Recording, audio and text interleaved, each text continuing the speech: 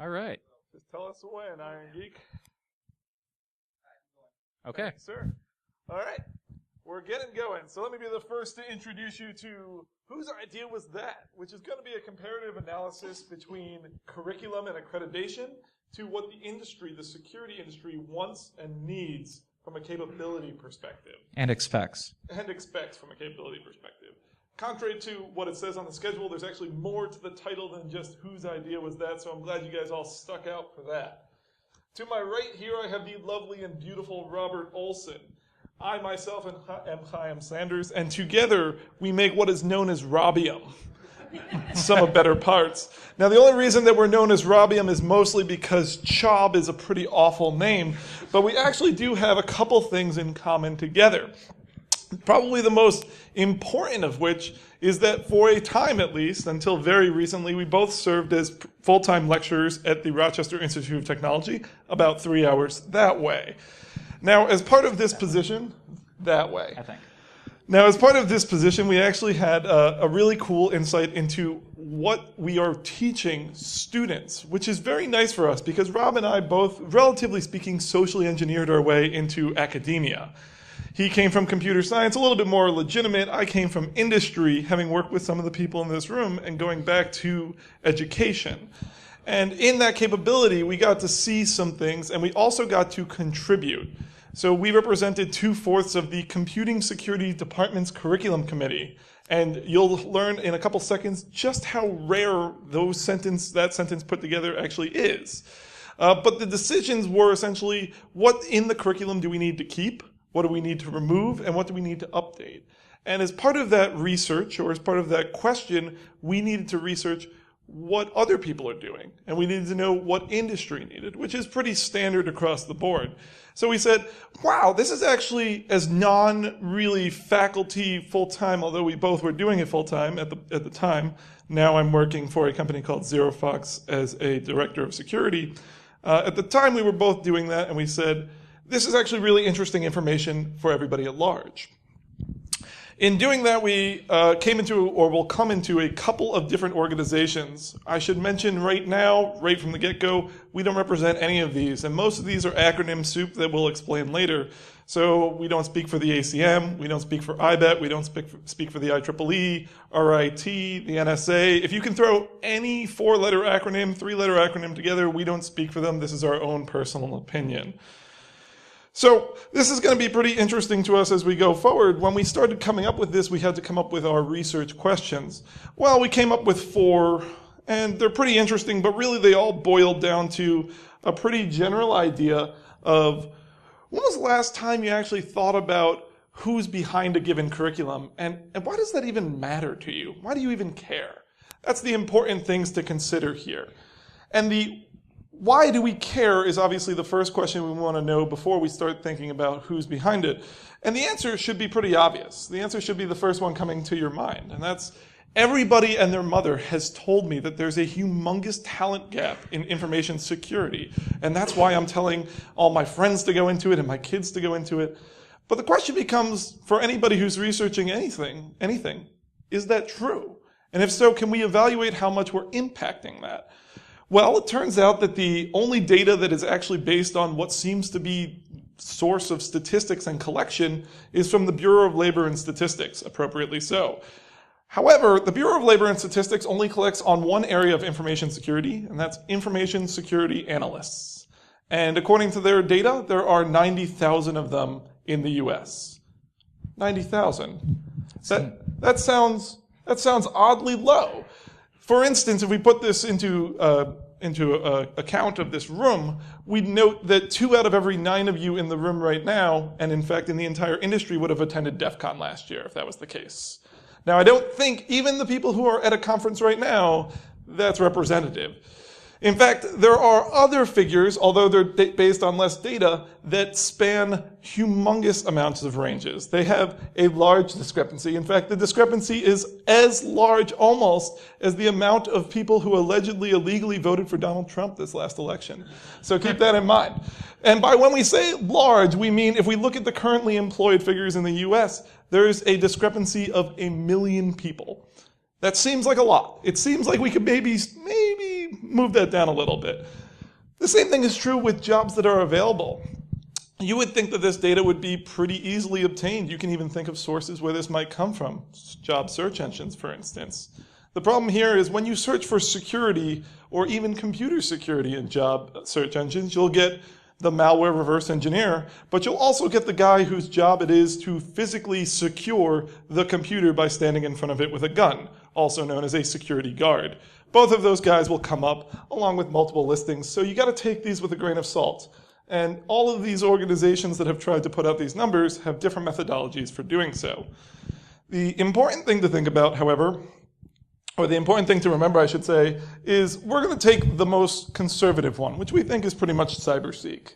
Combined, we have about 1.1 million total jobs that are needed, including the ones that are already there. Remember that for a couple slides from now. Now, when we're talking about the jobs that exist, we need to know what the need is for new students. We say there's somewhere around 200,000, maybe 500,000, could be anywhere. How many students are we pumping out? This should be easy to answer, right? There's no way we don't have this data. Actually, we don't have anywhere near this data. It turns out this is one of the most fiercely protected things from academia that there is. The only data we do have is from our IT because, well, I can just simply go up and say, like, what is the data?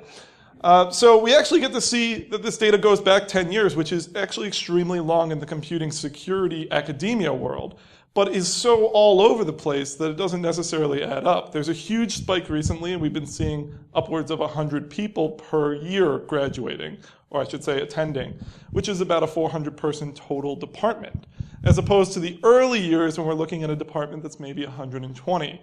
This data can't really be compared.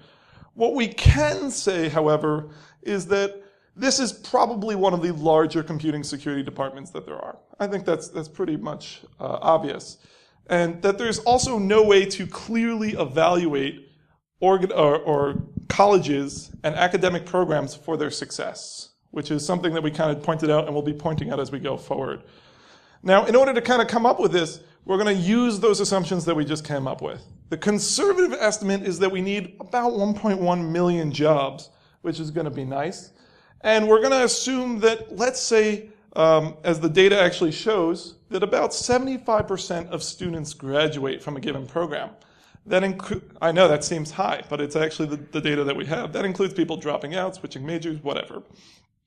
If that's the case, out of 120 students attending, we have about 90 that will graduate from one of the larger programs.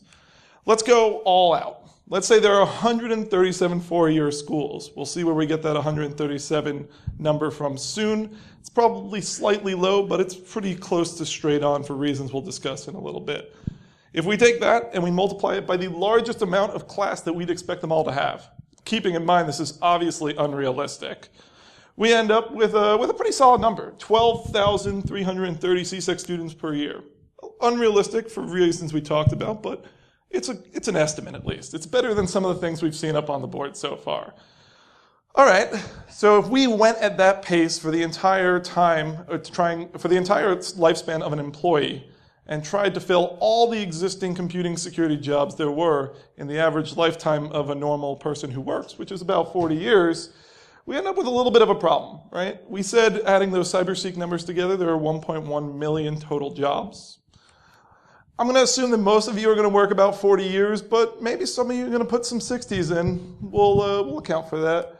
But let's just divide that by 40, and that means that we're going to be needing to fill about 28,000 students per year on average.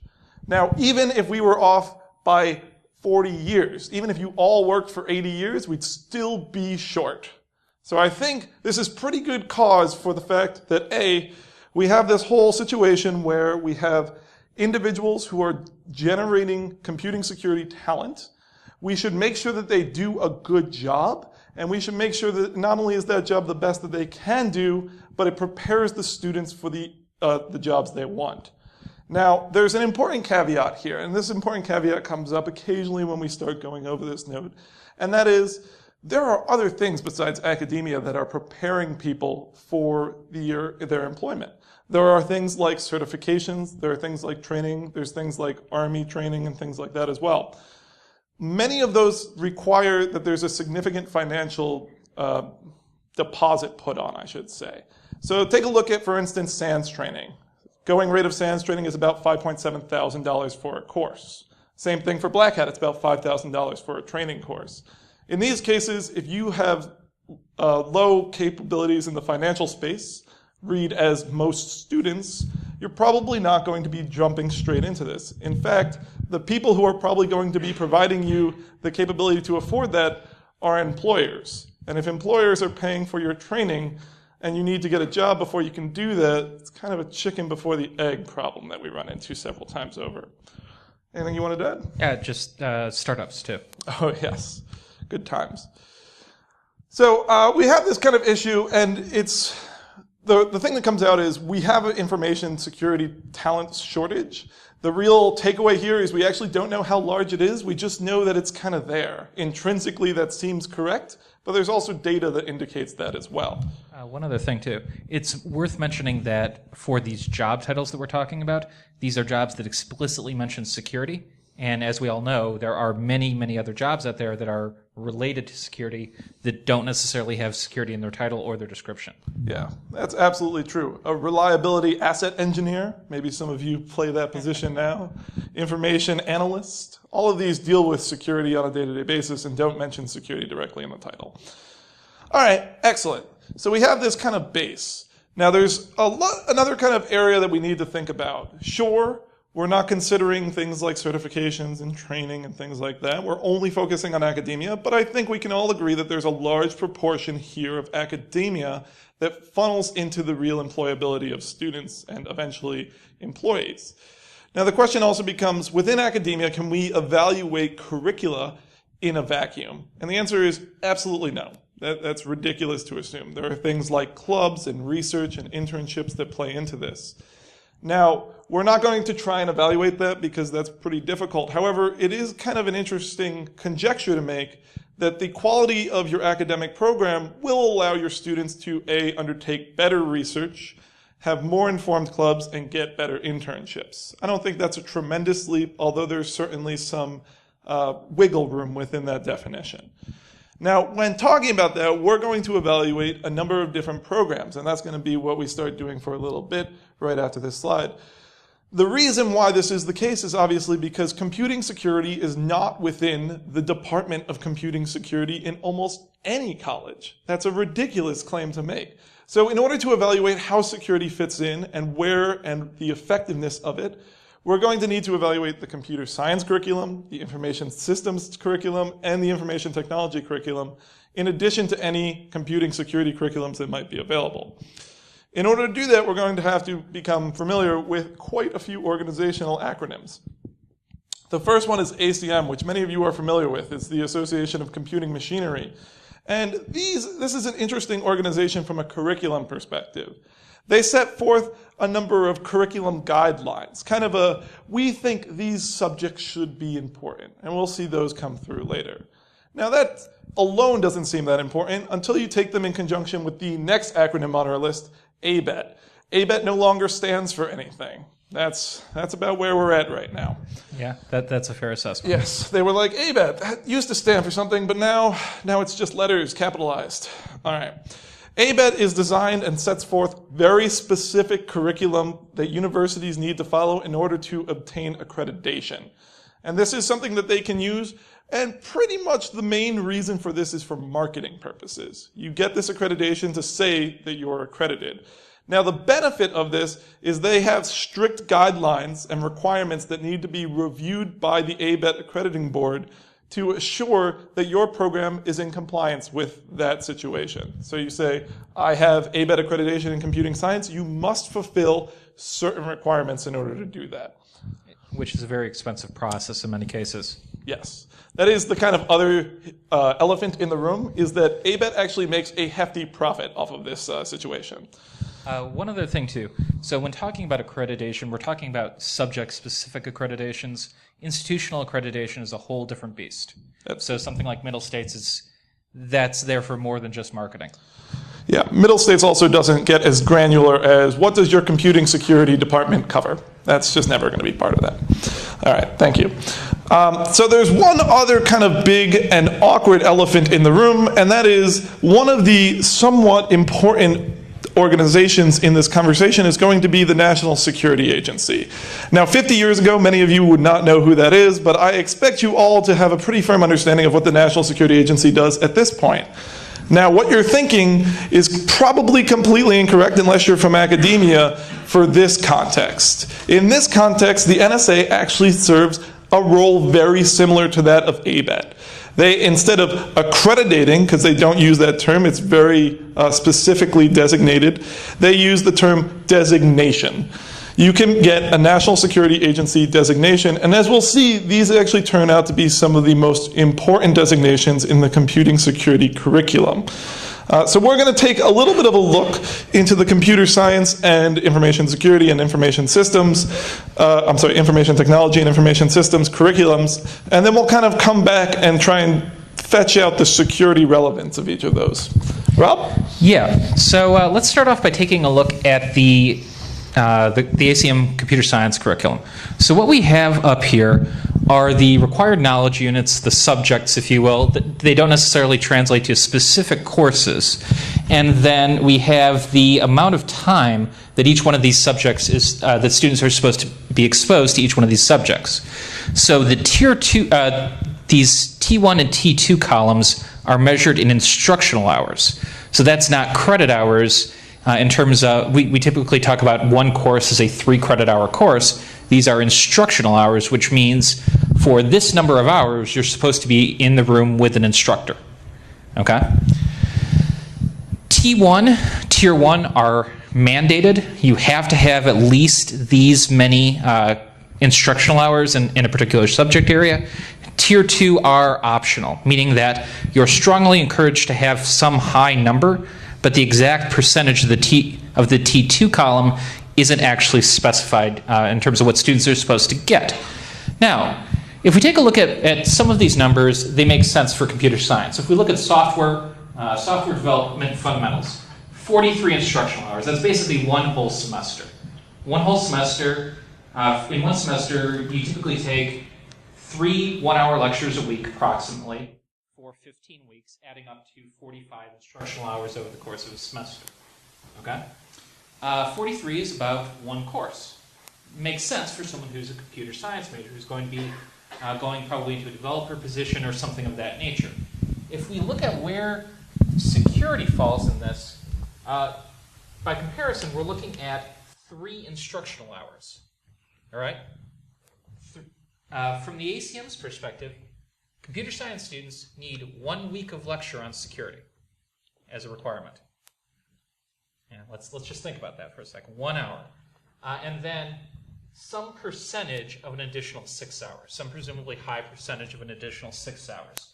Now, it's worth noting, too, that this information assurance and security subject or knowledge unit only came into existence in the 2013 version. Before 2013, it wasn't even recognized as a distinct subject area. Instead, it was rolled into other places such as networking and communications, which still covers a fair amount of security content, and operating systems. So those are places where one is likely to get crypto, additional crypto, where one is likely to get concepts like access control and that sort of thing. But we can see here that it's very clear that ACM does not put a high priority on this, at least for computer science. And if we delve a little bit more deep into what specifically those 3 to 9 credit hours are supposed to be, it gets even a little, for lack of a better word, sillier. Okay? So a computer science major, someone who's supposed to be a developer, is going to have 1 credit hour, or 1 lecture on fundamental concepts in security. Yeah, one lecture. Okay? 1 to 2 lectures on principles of secure design. 1 to 2 lectures on defensive programming, which is arguably the thing that they need most. And I'm going to skip down to the bottom here. 1 lecture hour, 1 lone lecture hour to learn everything they need to know about cryptography. Seems right. Yeah, seems right? Is it any wonder why we see companies still storing passwords in the clear?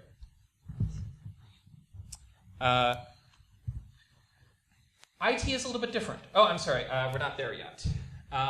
So if we delve into what a course looks like, for ACM, typically these disciplines that have fewer numbers of required credit hours tend to be electives. That's where they tend to fall in actual implementations of this curriculum. So what we have here is a detailed dive into one of these electives, which is kind of interesting. So the focus, there seems to be two large focuses here, and that's application security, which is a good thing. There is about 13 instructional hours over the course of a semester in application security. Also, this doesn't seem to translate too well with what we just saw a minute ago. Even though this is supposed to be the course that implements those requirements, it's certainly going beyond what's required there. And network security. Okay, so what we don't see are a lot of things like policy. I think perhaps the discussion of threats and attacks might be a little bit low. But overall, this probably isn't a bad elective. It probably isn't sufficient for someone to end up coming out of this to be a developer. They might want a little bit more. Certainly, it would be good if this could be reinforced in other classes. But this itself isn't necessarily a bad class. Probably, though, this is not sufficient to be a security engineer. Okay, so if you're recruiting a security engineer, you're from a computer science school, that student might have gotten this class, if you're lucky. So IT is a different beast. Okay, IT is the hands-on, less programming, more geared towards system administration and networking. Here, information assurance is certainly placed at a much higher value, which is a good thing. Okay, you can see it's ranked 5th in terms of the amount of required instructional hours. So ACM doesn't break this down into Tier 1 and Tier 2 as they do for computer science. There's just one credit hour number, and information assurance is reasonably high. It's on par with some other things that are probably related, integrated tech, and also social and professional issues. So we're seeing a fair amount of information there. Okay. Still, though, a reasonably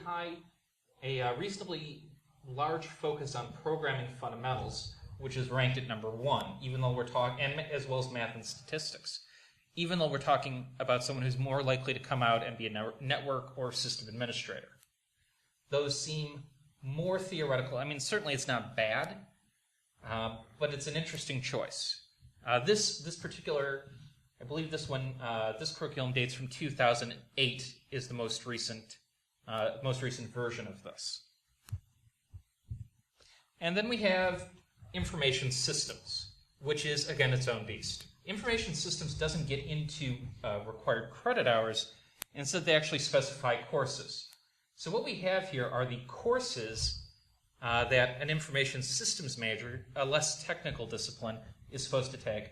And the ones marked with the little green asterisk are the ones that have some kind of security content, some kind of significant security content.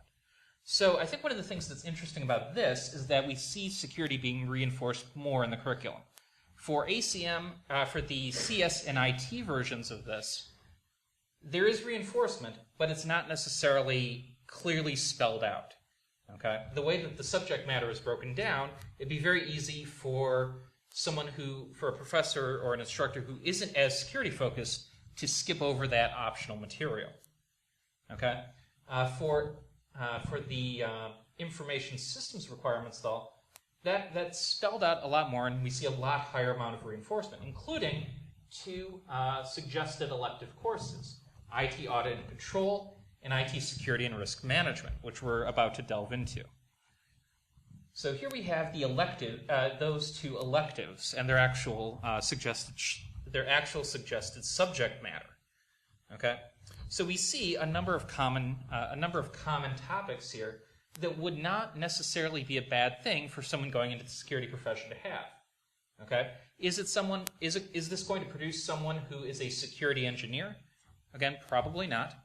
would this be good for someone who's getting into risk management or policy or an auditing type position? Okay, that seems reasonable. Maybe that's not too crazy.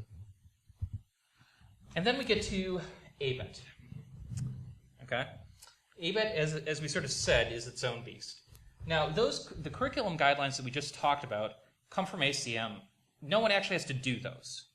These are things that ACM says are important. Okay, we think you should have this amount, but we're not actually going to verify. You can really do whatever the hell you want in your program. Just don't say you adhere to our standards.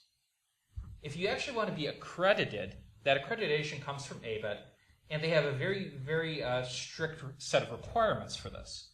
So to start off with, for computer science, you have to have 40 credit hours in these core computer science concepts. Notice what's not there. Okay.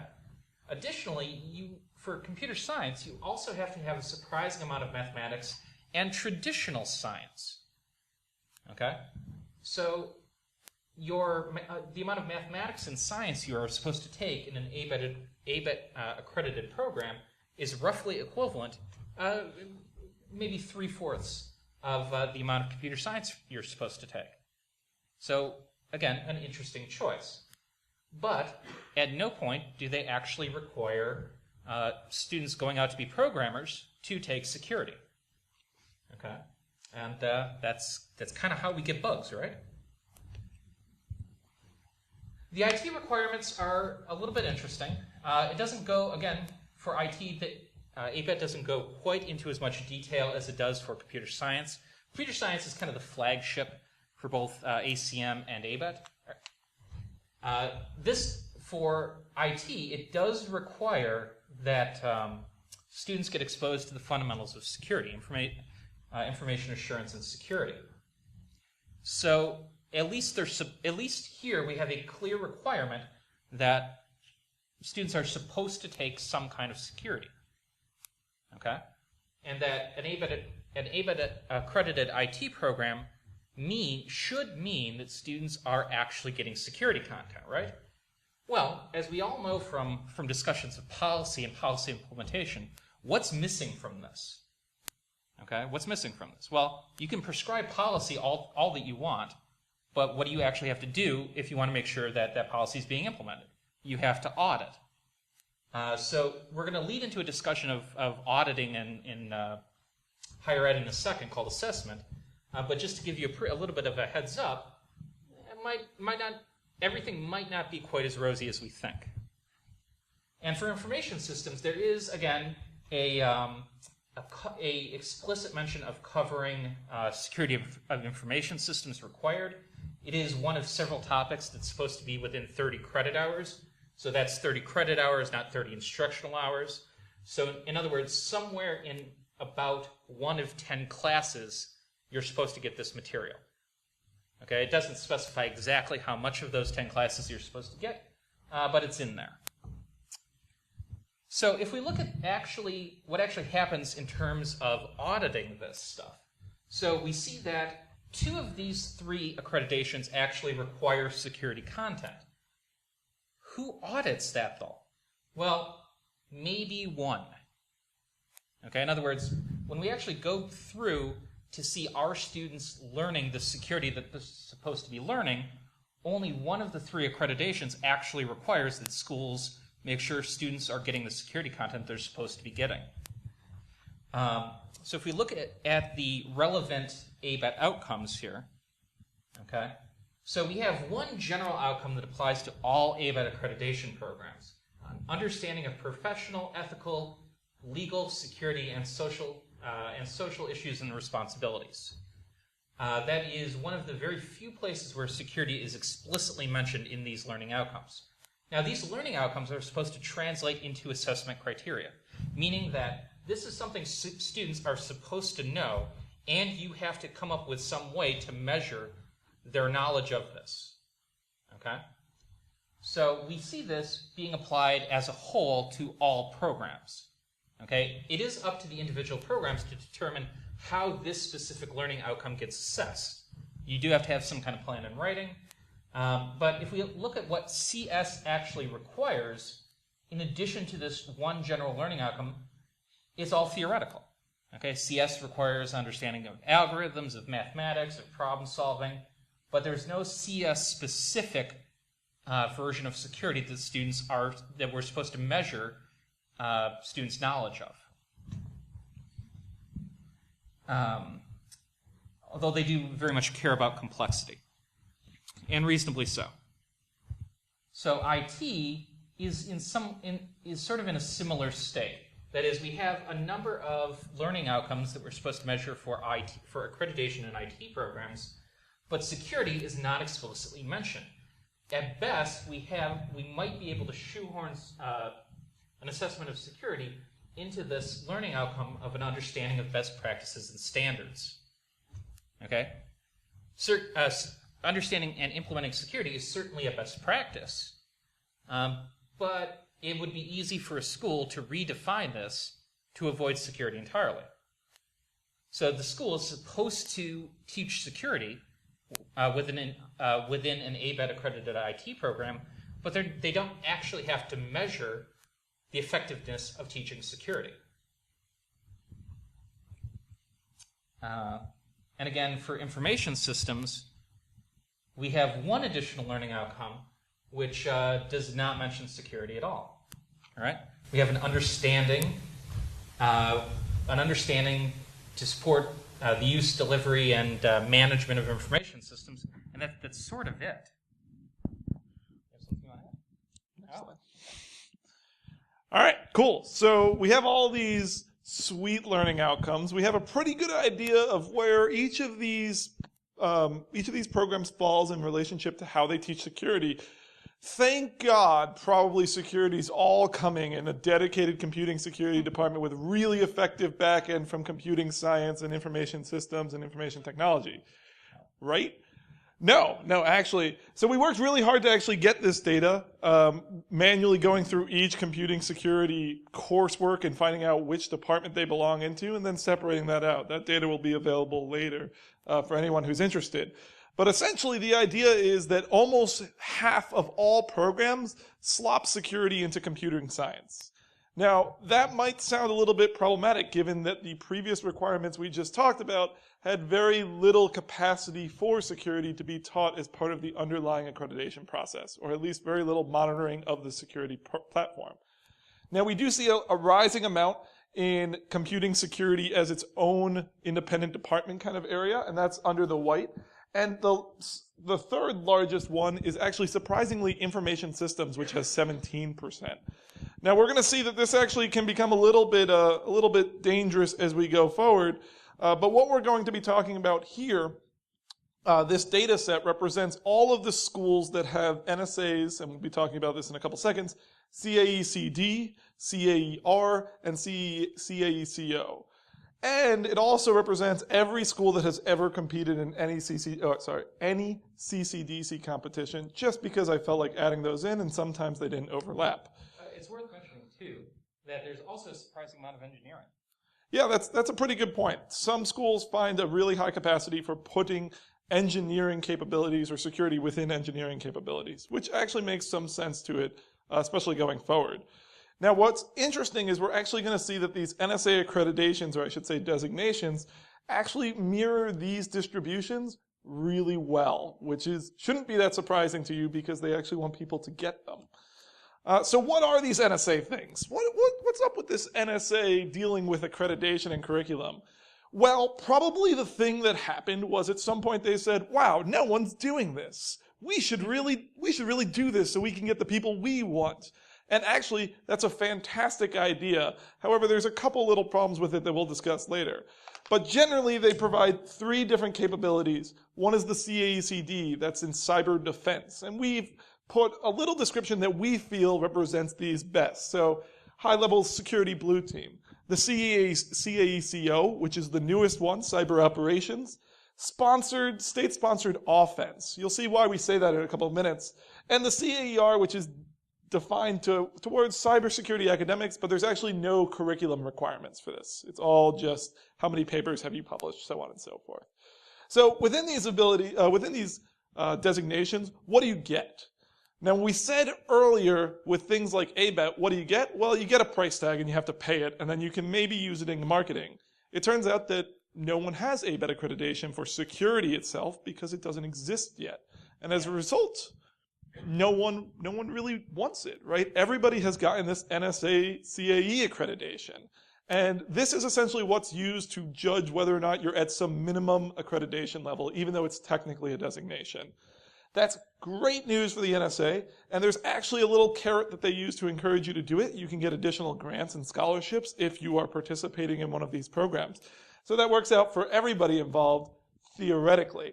It's worth noting, too, that ABET is going to have a marketing issue going forward, in that who has heard of ABET versus who has heard of NSA? Well, it didn't used to be that way back in my day. So in any event, there's 170 schools, four-year schools that are measured here. Only 13 of them have the new CAE-CO. We'll be talking about why that might be the case. 67 of them have the CAE-R, the research one, and 136, the vast majority, have the CAE-CD. With a few, they have to re-register every 4 years, so only a few have re-registered in the last few years. The CAE-CD and CAE-R overlap most commonly, and 39 schools have both. So just think about this as we go forward, and we start kind of presenting what's in these actual designations. So the first one is the CAE-CD. The CAE-CD is fantastically interesting because it's broken into three components. One is the core 2-year, which is going to be required for everybody, regardless of whether you're a 2-year institution or a 4-year. Then there's the 4-year core, which is required for all 4 years. And then if you're a 4-year institution, you also have some optional knowledge units, or KUs, that you can have. We've color-coded these according to where we think they fall within the traditional curriculum. So the orangish, pinkish thing, the second one from the top, that's going to be computing science. The purple one is going to be information systems. The green one is going to be IT. And the white one is going to be, well, security or somewhere else that doesn't really make any sense. We also have an orange one here for things that don't fit any of these traditional technology disciplines. So that's going to, as we see here with probability and statistics, that's going to cover a number of wildly different things going forward. Yeah, absolutely. Oops, sorry about that. Absolutely. So this is going to be one of the most interesting areas for us. And you'll note that within the CD, we don't actually see a lot of things like application security, right? We see within the 2-year course, programming and or basic scripting. That sounds like one course. And then we see a bunch of OS level stuff at the optional area.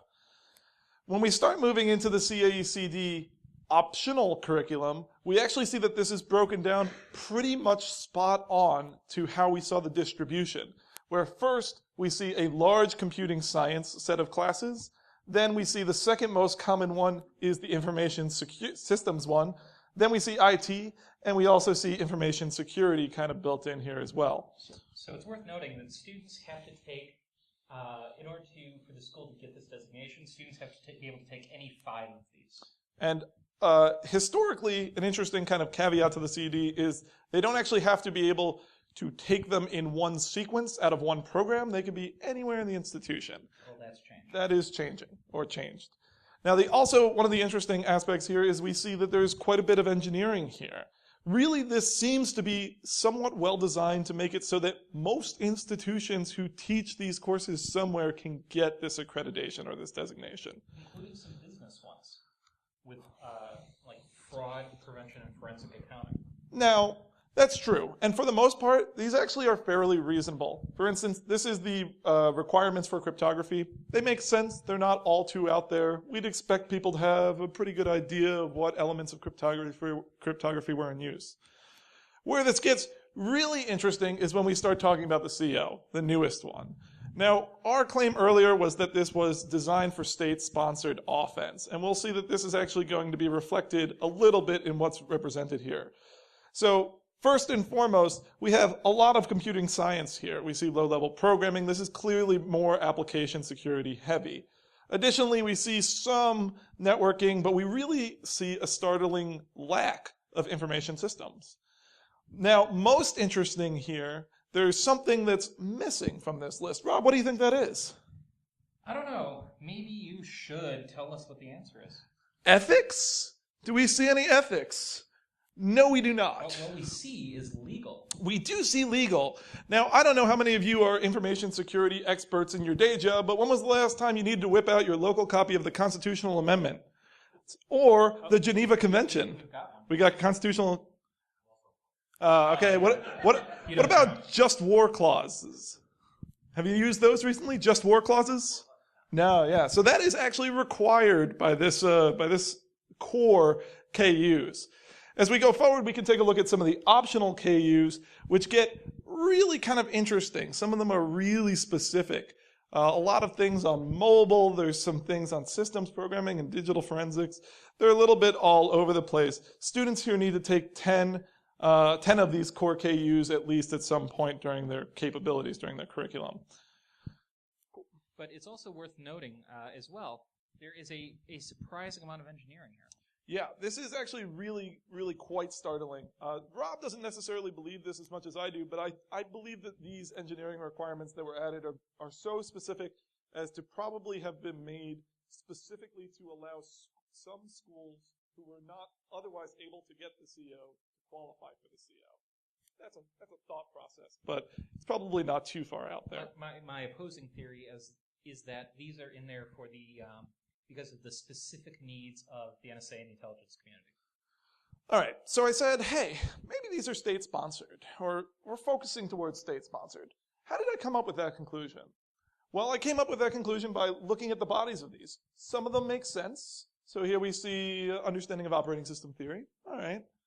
Some of them are getting a little bit weird, like why am I required to learn about the inner workings of cellular telephone networks as part of my core requirements? That maybe doesn't come up in everybody's security day-to-day job. And certainly not in a computer science degree. And some of them are just straight up out there. Now, we could get behind assembly, but in this particular case, the NSA is saying that you should be able to build a telnet client or something akin without using any libraries in assembly. Now, for those of you who are not familiar with any libraries, this means you're not allowed to use operating system calls.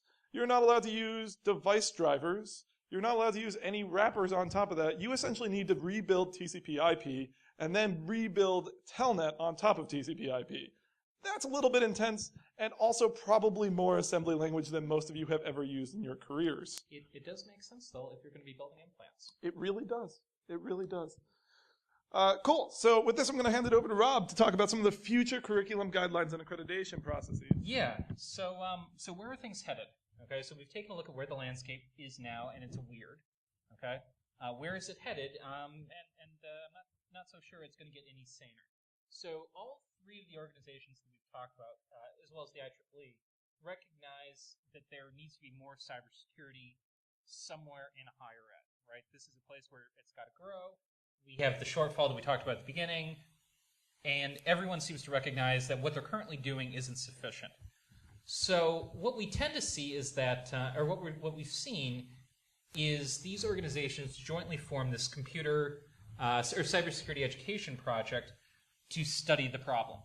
Okay, that's where academia always heads. We need to study the problem first. We need a committee of committees. We need a committee of committees. Yeah, exactly. That will be managed by another committee. It's just like government in that sense. Yeah.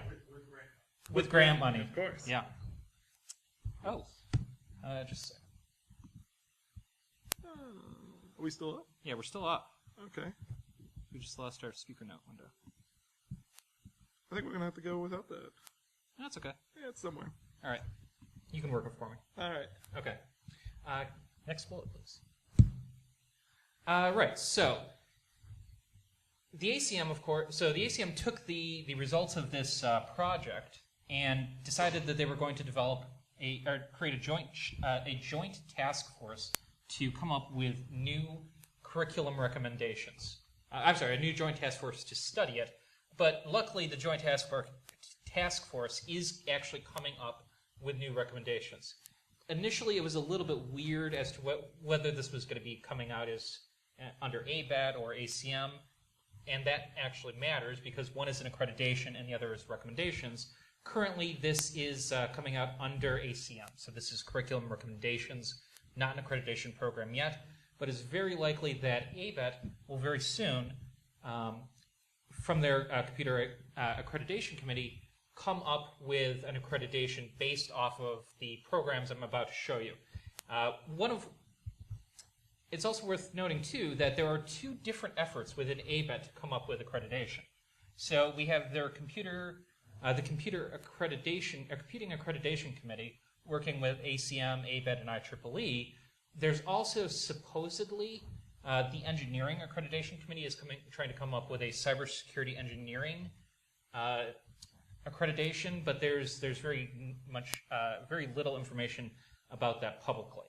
So ABET is making some revisions to their curriculum.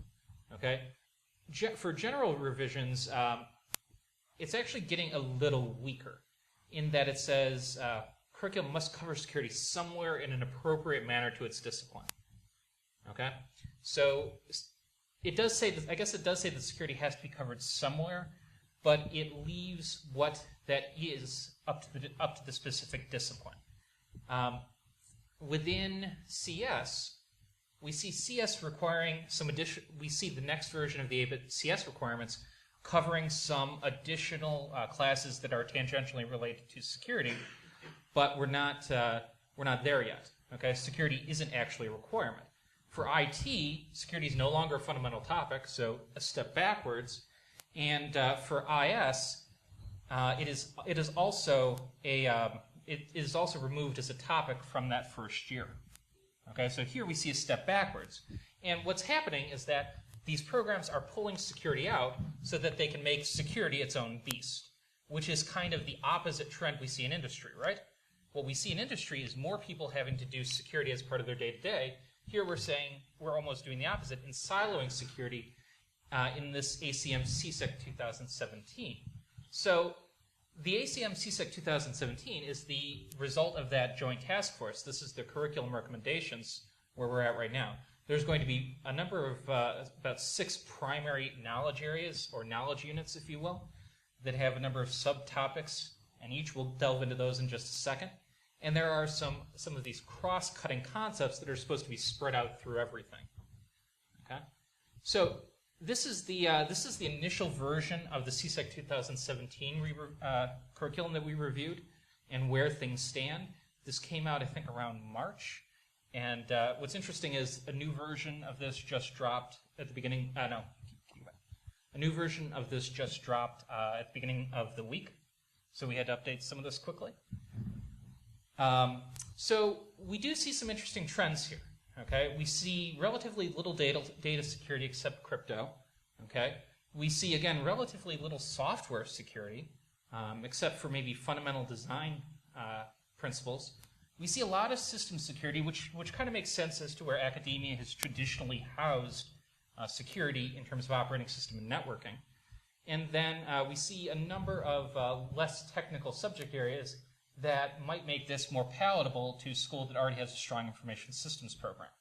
Okay? In particular, pay attention to this societal security, because on the next slide, we're going to see some things that have changed. Also keep in mind, just a pitch for the next talk that's coming up. This seems very similar to, what certification would you say? I think it's a 5-letter one that begins with a C. Yeah, I might say this is pretty similar to the CISSP in terms of its nature of what it covers. Yeah. So the newest version of the CSEC 17, which is open for comments, if you want to go and if you think this is crazy and want to go comment on this, we recommend you do. Yeah, we recommend you do. They will also list you as a contributor, which I found out that I am actually listed as a contributor because I said something on one of the previous versions was weird. Okay. So what we see here is an increased focus on data security, a decreased focus on software security. So I guess AppSec isn't as important. And of course, some of the other things that you might not have seen in the previous one if you were looking, but are in this one, are some of those weird legal ramifications that we didn't really necessarily care about in the CO, such as just tort law and the Geneva Convention. That's the next slide. Oh, and that's the next slide. Yeah. So hold on. We're not done on this one. So, what we see here is also system security. In the current draft, they said we are revising this. We took the feedback from this, and we decided we need to revamp this. But the revamping of that has pulled a lot of the stuff that was in system security into other areas. okay, that seem more focused on, I guess, policy and less technical concepts related to security than actual implementation. So can you fast forward? Okay, so other interesting changes. So organizational security and societal security saw a number of interesting changes. Within organizational security, there was an security operations unit added. Within societal security, there were a number of interesting things related to cyber war. Now, certainly, there's a lot of that going on in the media at the moment, and that might be part of the motivating factor. Okay, but it seems interesting that the ACM has started to agree with the NSA that things like military versus civilian cyber law is important. Just war theory is an important subject area for all four-year security students to take. Cyber in war versus cyber war, cyberspace operations, which specifically is cyberspace military operations. Again, that's something that is deemed of critical importance. The general theme is there's a lot of cyber war going on for not a lot of cyber war in the world per se. 8 sections of cyber war in a curriculum is maybe a little bit hefty, I think. My favorite is that all security students need to understand the law of armed conflict. Yeah, that makes sense. Do you want to take this? Yeah, absolutely. So we're coming to a close real quick, so let's kind of go through what we would say if you were an employer, what would you take away from this? Well, probably if you were going to be doing secure development, if that was your focus, computing science could at best handle that capacity. That seems a little bit daunting, but it's what the actual documentation says. Additionally, information technology, that actually works well for system administration. Information systems works well for an analyst type role. And we start seeing some of the CSEC 2017 actually having impact on computing security jobs. So for CSEC 2017, generic security analyst, a role that wasn't traditionally filled by any of the other ones. For CSEC 2017, the new version, maybe a less technical security analyst. That's a little bit concerning. When we start seeing CAECD, we start seeing defensive capabilities, which is always something we want to say. And CAECO will give us state-sponsored offense, which is almost really kind of not that incredibly important. Yeah, not pen testing, but other kinds of offense. So as a conclusion, we wanted to kind of pull out some facts here just quickly as we're coming very, very quickly to the end of our time, and we don't want to intrude on Mario. We see that most of the graduates who are getting knowledge in computing security come from CS, IT, IS, or CE, which is a little bit concerning given the precedent of the curriculums that are being presented for those. Additionally, we have these two up-and-coming, or we have an ABET up-and-coming accreditation process, which may or may not have any effectiveness, particularly because security is kind of being pulled out of these curriculums in order to go into its own place, which is slightly concerning as a trend. Additionally, we're seeing kind of very broad strokes and not very heavy, deep interplay into these. There was no, for instance, reverse engineering on the CSEC 2017. And we see kind of like the NSA is starting to carve out their own space within this. Now, there's going to be a lot of interesting questions that we don't have time for, I'm sure, about whether or not the NSA should actually be playing as a curriculum accreditation board. The answer is probably not in almost every situation, but there's no one else who's doing it. As we kind of go forward, we're going to see more curricula geared towards blue team instead of both blue team and red team.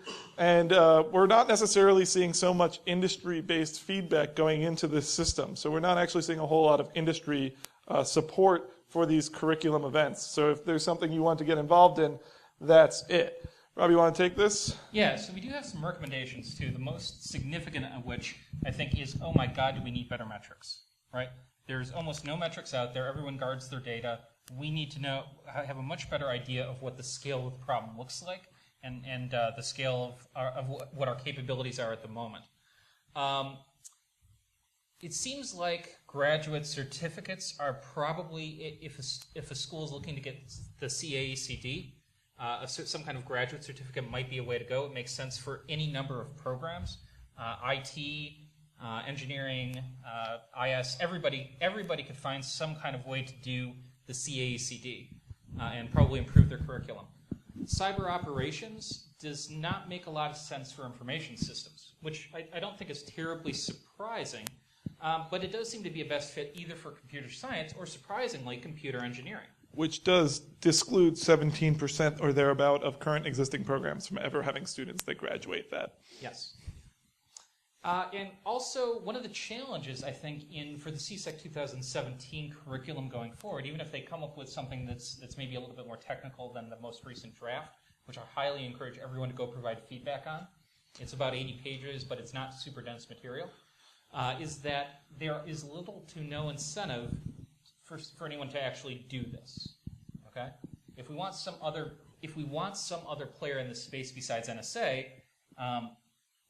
there needs to be some kind of incentive for school to do this, other than saying, okay, now we can tell parents we're accredited by AVET.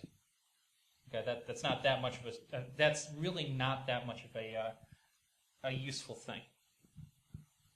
All right. And with that, we're going to probably take questions outside if you have any, since we started a little bit late, but we don't want to make that go on to Mario. So Mario, if you want to come up here and get started, Yeah. and thank you, ladies and gentlemen.